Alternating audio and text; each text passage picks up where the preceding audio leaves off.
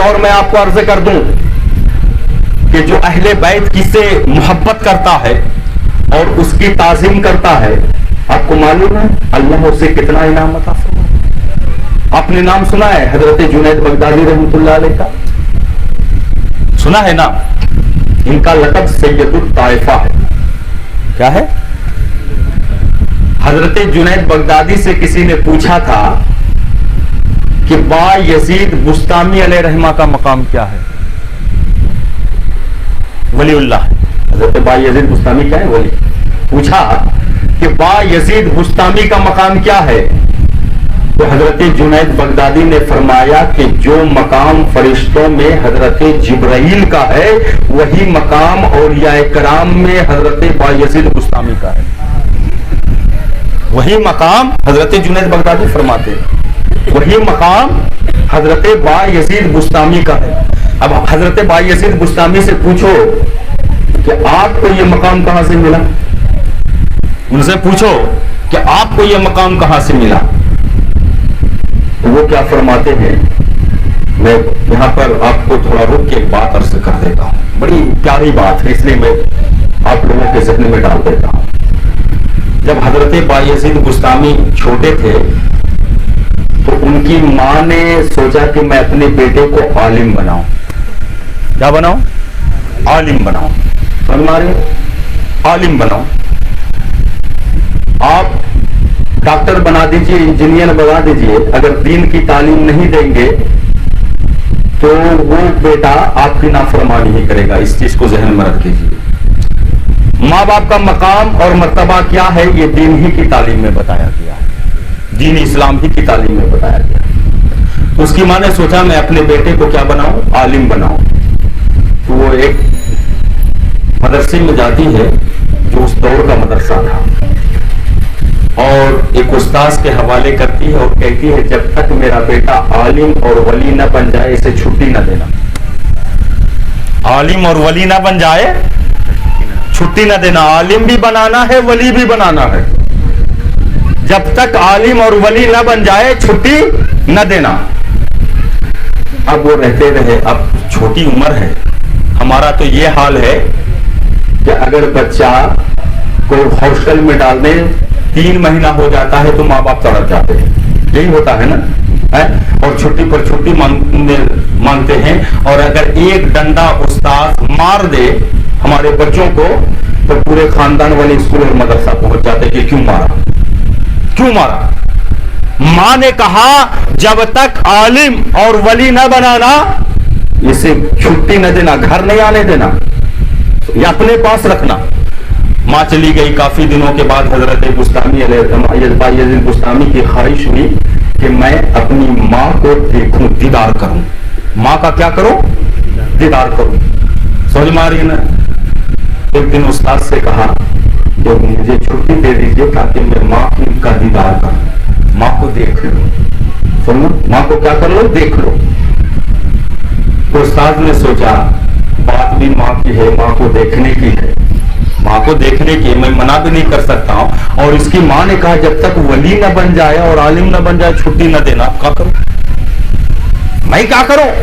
تو انہوں نے حضرت با یزید بستامی کو بلایا، اور بلانے کے بعد کہا 7 دن کا سبق دیا، اور کہا کہ اگر تم کل سنا دو گے تو میں چھٹی دے دوں گا۔ 7 دن کا سبق، کتنے دنوں کا؟ 7 دن کا سبق دیا، اور کہا کل سنا دو گے تو میں چھٹی دے دوں گا۔ حضرت با یزید بستامی اپنے کمرے میں آتے ہیں اور رب کی بارگاہ میں ہاتھ اٹھا دیتے ہیں اور کہتے ہیں مولا میں اس ماں کی زیارت کے لیے جانا چاہتا ہوں، میں اس ماں کو دیکھنا چاہتا ہوں جس کے متعلق حدیث میں آیا ہے کہ جو ماں کو محبت سے ایک نگاہ دیکھ لے اسے رب کائنات ایک حج کا ثواب عطا فرماتا ہے۔ یا اللہ مجھے اس ماں کی زیارت عطا فرما دے۔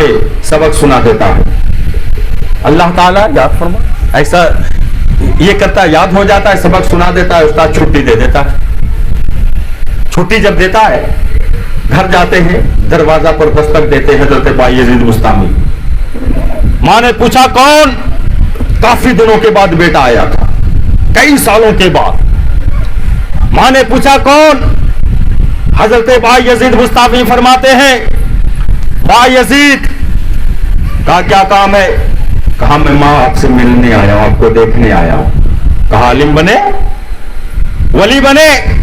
कहा भी नहीं बनाओ। कहा वापस चले जाओ, वापस चले जाओ, मैं उस वक्त तक घर में आने की इजाजत नहीं देती जब तक कि तुम आलिम ना बन जाओ, वली ना बन जाओ। आज भी अगर हम अपने बच्चों से कहें तुम्हें घर में नहीं आने दिया जाएगा, तुम्हें खाना नहीं दिया जाएगा जब तक कि तुम 5 वक्त के नमाजी न बन जाओ। लेकिन शर्त यह है कि पहले खुद माँ बाप तो नमाजी बने, माँ बाप तो खुद नमाजी बने।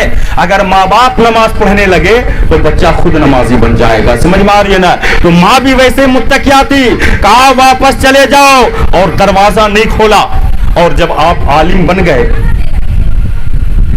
और उस आलिम ने अपने हिसाब से वली भी बना दिया तो घर आए, माँ ने पूछा आलिम बन गए? कहा हाँ मैं आलिम बन गया हूं। अब घर में रहे तो उनकी नजर एक आयत तिलावत करते करते एक आयत पर पड़ी कि तुम माँ का भी शुक्र अदा करो, रब का भी शुक्र अदा करो, अल्लाह का भी शुक्र अदा करो और माँ का भी शुक्र अदा करो। समझ में आ रही है ना?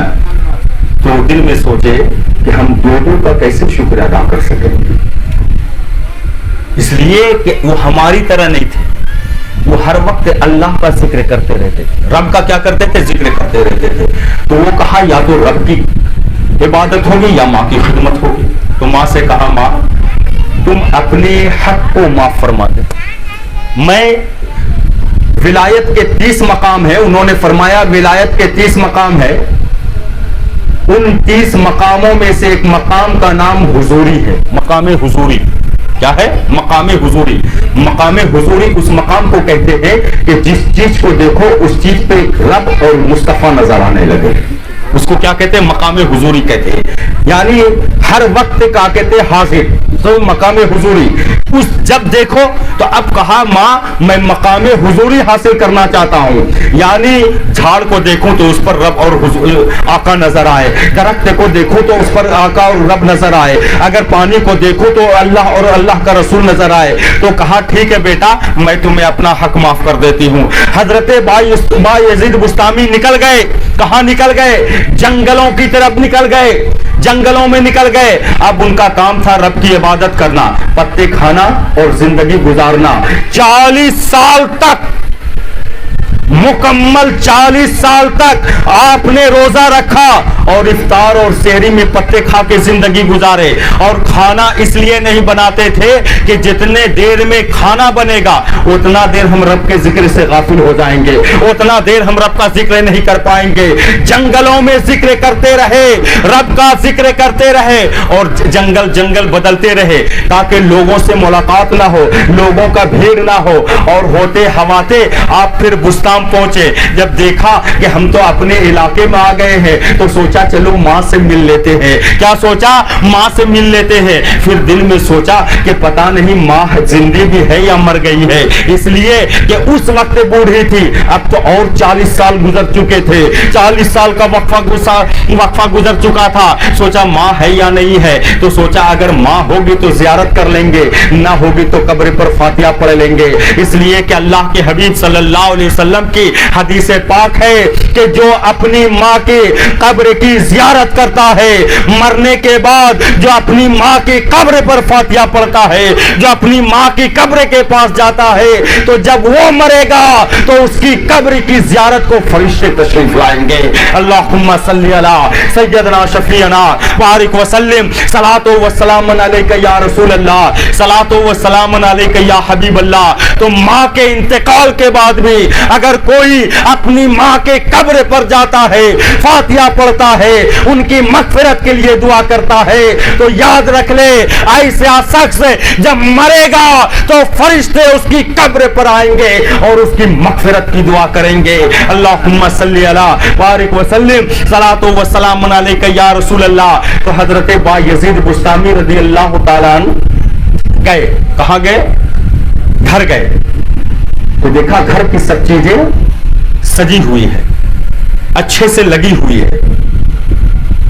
तो सोचा नहीं माँ जिंदी है। क्या है? माँ जिंदी है। समझ में आ रही है ना? अभी माँ बाहयात है। تو دیکھا سو رہی ہے.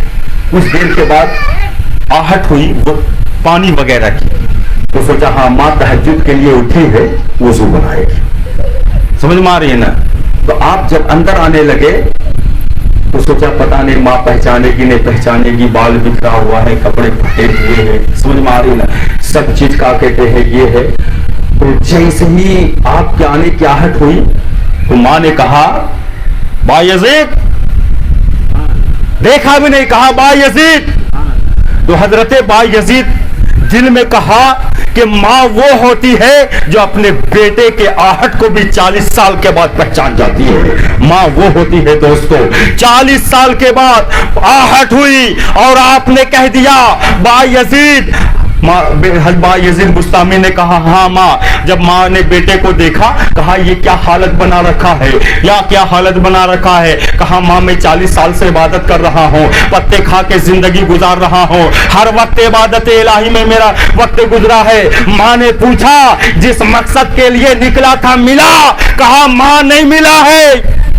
40 سال تک جس ولایت کے مقام کو حاصل کرنے کے لیے جنگل گھومتے رہے, کہا ماں وہ مقام نہیں ملا ہے.